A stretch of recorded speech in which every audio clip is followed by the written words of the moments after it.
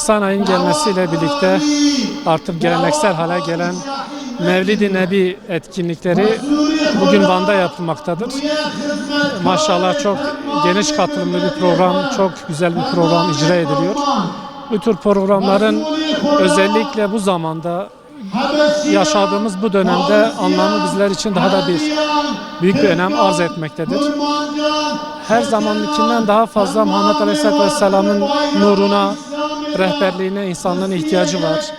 Şu an dünyanın birçok noktasında maalesef insanlık büyük bir zulüm altında yaşamakta. Özellikle İslam coğrafyasında zalimlerin icra etmiş olduğu büyük bir zulüm söz konusu. Müslümanların bir araya gelmesi, birlikteliklerinin sağlanması ve bu zulme karşı dimdik durabilmelerinin yegane yolu Peygamber Aleyhisselatü Vesselam'ın mesajı etrafında birleşmeleri ve bir araya gelmeleriyle mümkün olacaktır.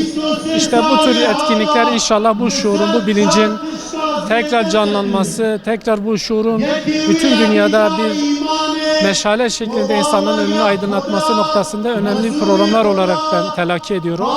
Bu vesileyle bu programı icra edenleri tebrik ediyorum. Peygamber sevdalarını tebrik ediyorum.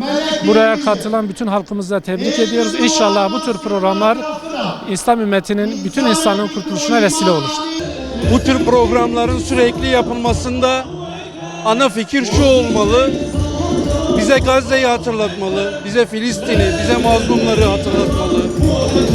Çünkü bizler bu programlar vesilesiyle insanlara dünyada var olan zulmü ancak duyurabiliyoruz. Gazze'nin düştüğü durumu ancak hatırlatabiliyoruz. Bunun ötesinde Peygamber Efendimiz'i hatırlama, Peygamber Efendimiz'in dönemindeki o yaşanmış olan sıkıntıları hatırlama vesilesi oluyor bu tür programlar. Dolayısıyla ben öncelikle Peygamber Sevdaları Vakfı'na bu güzel etkinliklerinden dolayı, her yıl yapmış oldukları bu güzel etkinliklerinden dolayı teşekkür ediyorum. Gerçekten güzel bir iş yapıyorlar. Türkiye gündemine oturuyorlar. Uluslararası düzeyde etkililik oluşuyor. Bu önemli bir kere.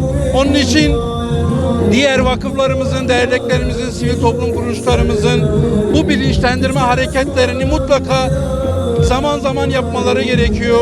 Çünkü biz şunu çok iyi biliyoruz: İnsanlar maalesef gaflete düşüyorlar. Maalesef çok çabuk unutuyorlar.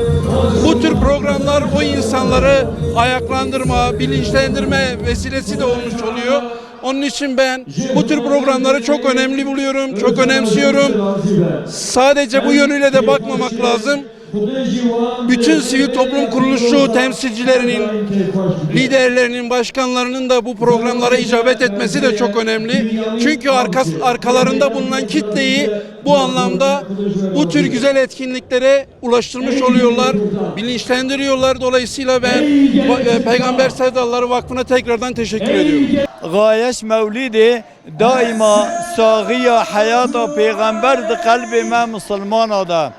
غايش في قصي أوا أم دائما پیغمبر خود حياة خود أم صاحبه هلن أم رياوي بمشينن أم بيرياوي هرن أين صادجة نصادجة أب قداري كرنا الشعر أوايا غاية أبا كو أم في حياتوي بخن حياة خوا چقدر سال و زمان سر و دربازی ببین دیسا ام حج کو ام نهال زمان پیغمبر ده علیه الصلاة والسلام ام حج کو جوات ویده ام دائما خواله ببینن ام و محبت خوش پیغمبر خوره دائما دوام بکن.